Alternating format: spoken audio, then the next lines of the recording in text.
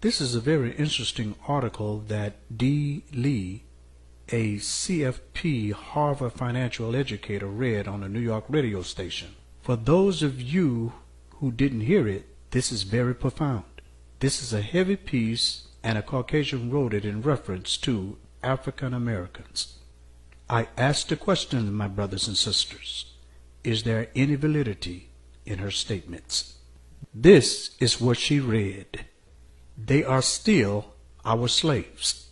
We can continue to rake profit from the blacks without the effort of physical slavery.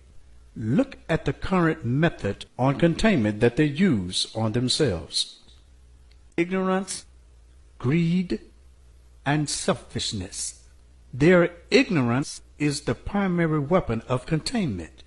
A great man once said, the best way to hide something from black people is to put it in a book. We now live in the information age. They have gained the opportunity to read books of any subject through the efforts of their fight for freedom. Yet they refuse to read. There are numerous books readily available at Borders, Barnes and Noble, and Amazon.com, not to mention their own black bookstores that provide solid blueprints to reach economic equality, which should have been their fight all along. But few read consistently, if at all. Greed is another powerful weapon of containment. Blacks, since the abolition of slavery, have had large amounts of money at their disposal. Last year, they spent $10 billion during Christmas out of their $450 billion in total yearly income, which is 2.22%.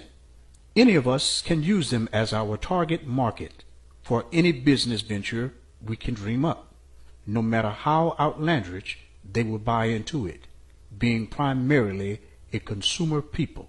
They function totally by greed. They continually want more with little thought of saving or investing. They would rather buy some new sneakers than invest in starting a business. Some even neglect their children to have the latest Tommy or FUBUs, and they still think that having a Mercedes and a big house give them status, or they have achieved their dream. They are fools. The vast majority of their people are still in poverty because their greed holds them back from collectively making better communities. With the help of BET and the rest of their black media that often broadcast destructive images into their own homes, we will continue to see huge profits like those of Tommy and Nike. Tommy Hilfiger has even jeered them, saying he does not want their money. And look at how the fools spend more with him than ever before.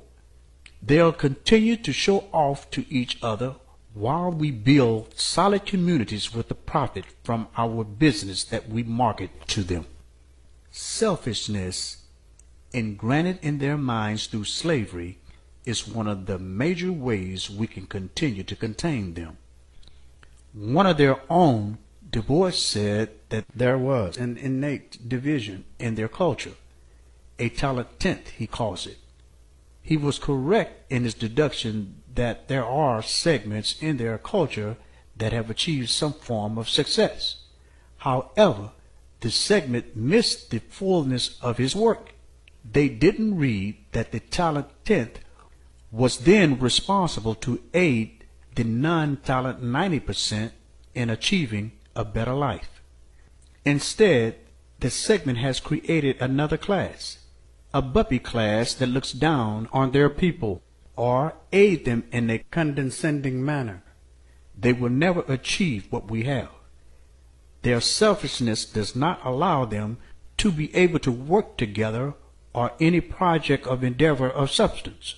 When they do get together, their selfishness let their ego get in the way of their goal.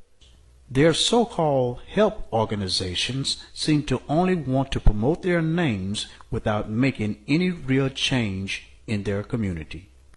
They are content to sit in conferences and conventions in our hotels and talk about what they will do, while they award plaques to the best speakers, not to the best doers. Is there any end to their selfishness? They steadfastly refuse to see that together each achieve more.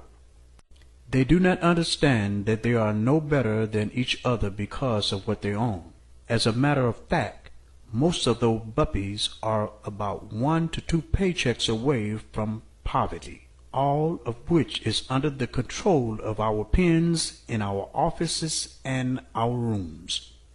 Yes, we will continue to contain them as long as they refuse to read, continue to buy anything they want, and keep thinking that they are helping their communities by paying dues to an organization which do little other than hold lavish conventions in our hotels. By the way, don't worry about any of them reading this letter. Remember, they don't read.